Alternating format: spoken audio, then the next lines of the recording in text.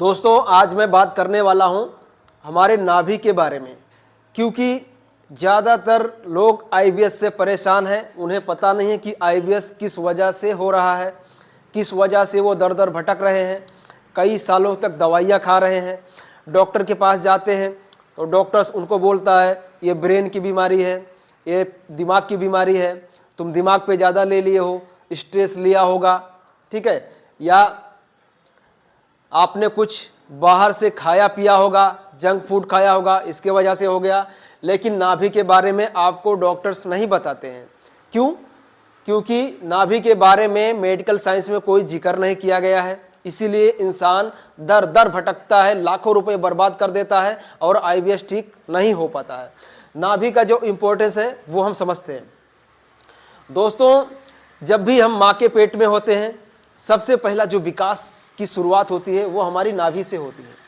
यानी नाभि से ही हमारा विकास जब हो रहा है, तब यहाँ से 72,000 नाड़ियाँ हमारे पूरे शरीर में फैली हुई हैं। क्यों फैली हुई हैं? क्योंकि हमारे शरीर का जो विकास है वो हमारे नाभि के द्वारा ही हुआ है।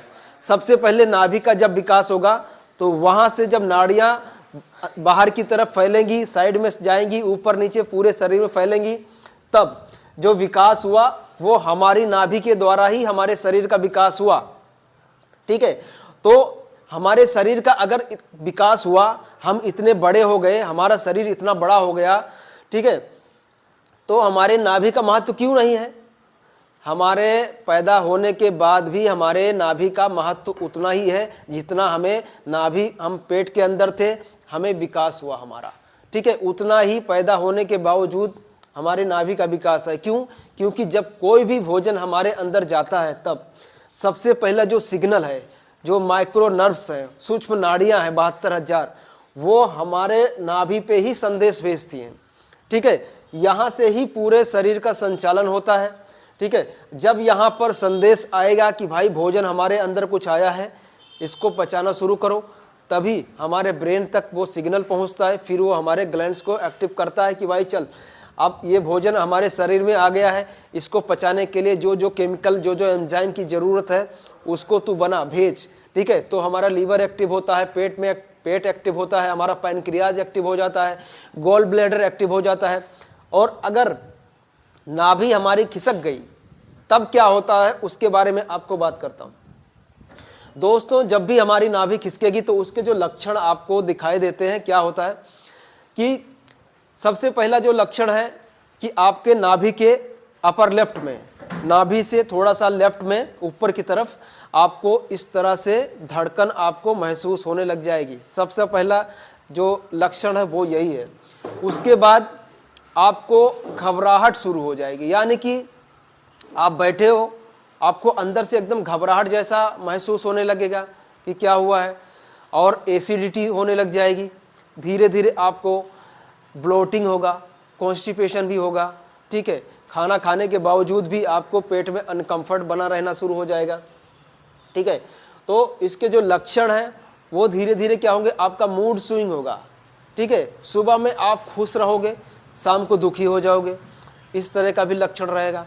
किसी से बात करने का भी धीरे धीरे मन नहीं करेगा, कि जैसे जैसे ये नाभि खिसकने की जो समस्या है वो जैसे जैसे पुरानी होती चली जाती है, वैसे वैसे आपके आईबीएस के सिम्टम भी बदलते चले जाते हैं। यानी कि सबसे पहले जब आपको आईबीएस हुआ, नाभि खिसकी, उसके बाद जो नाभि खिसकने की वजह से जो फ्लैक्चुएशन हुआ, उसकी वजह से हमारा पेट डिस्टर्ब हो गया, धीरे धीरे हमारे लीवर डिस्टर्ब हो गया, गॉल ब्लैडर डिस्टर्ब हो गया, फिर छोटी आंत डिस्टर्ब हो गई, बड़ी आंत डिस्टर्ब हो गई, किडनी भी डिस्टर्ब हो जाती है। आपका पेशाब में कभी कभार आपको जलन भी होगा, पेशाब कभी कभार आपको रुक के भी आएगा। ठीक है, तो जब नाभि खिसकेगी, नाभि हमारे शरीर का केंद्र बिंदु है, फिर धीरे धीरे जितने भी शरीर के ऑर्गन्स हैं सभी को वो इफेक्ट करती है, सभी जगह पर आपको प्रॉब्लम दिखाई देना शुरू हो जाता है। ठीक है, तो नाभि का बहुत ही ज़बरदस्त महत्व है, तो हम लोग नाभि को ही ठीक करते हैं। अब क्या है कि जब आपकी आईबीएस की समस्या कई सालों पुरानी हो गई, महीनों पुरानी हो गई, तब आपके आंतों में सूजन हो गया।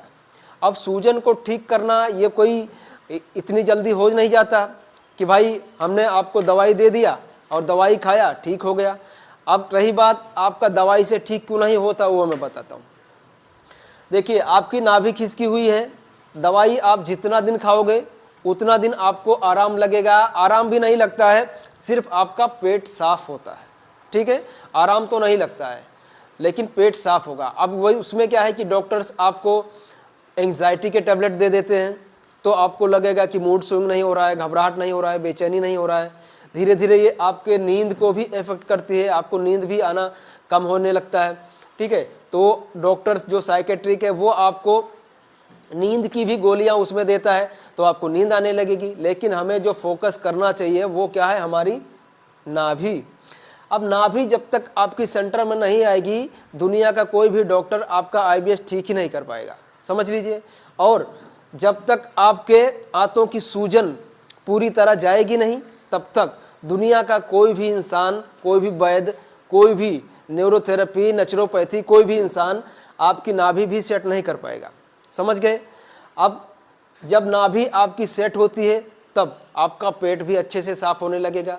दिन में आप 10-12 बार टॉयलेट करने जाते थे, वो भी आपका कम हो जाएगा।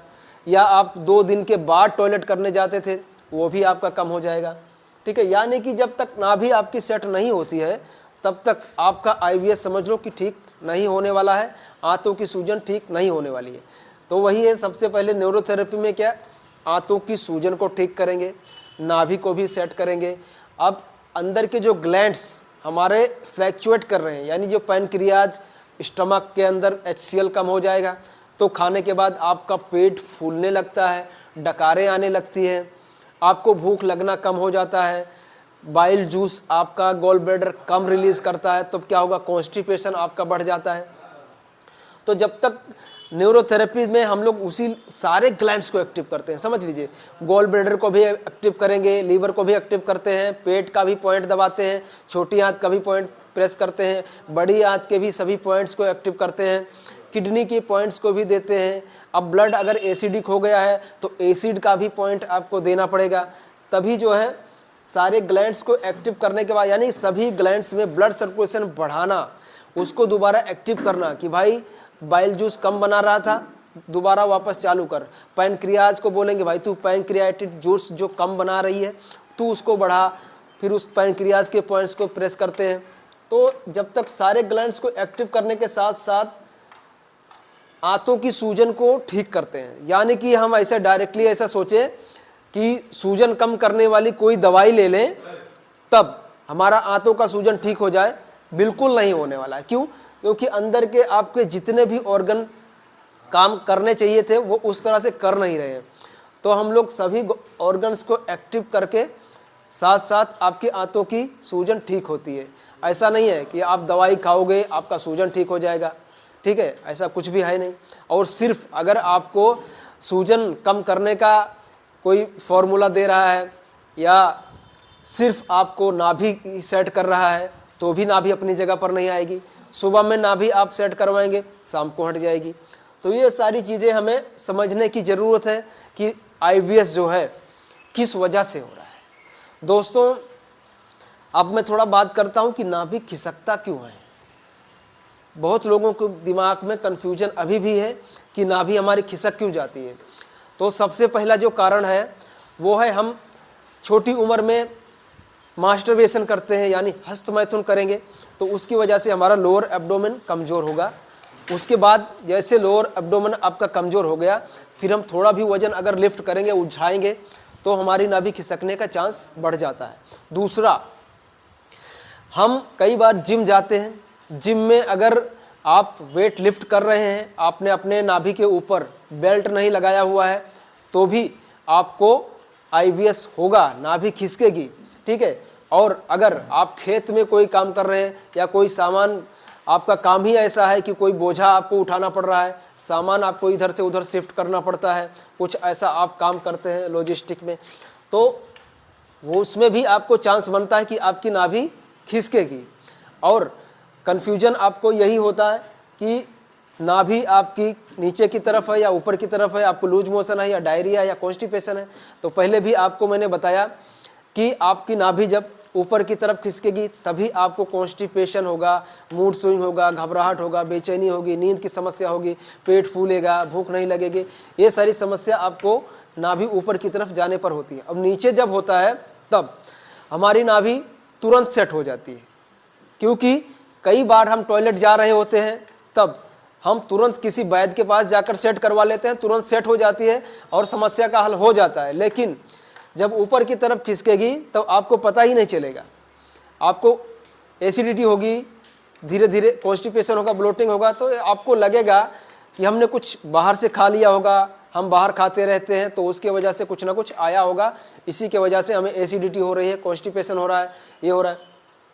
तो क्या है, हम उस पर ध्यान नहीं देते हैं, फिर हम डॉक्टर के पास जाके अपना इलाज शुरू कर देते हैं, दवाई लेना शुरू कर देते हैं, बड़े बड़े फिर गैस्ट्रोएंटरोलॉजिस्ट के पास जाते हैं, ठीक है। लेकिन वहाँ पे क्या है कि आपको निराशा हासिल होती है, नाभि को डॉक्टर मानते नहीं हैं, आप भटकते रहते हैं दर दर।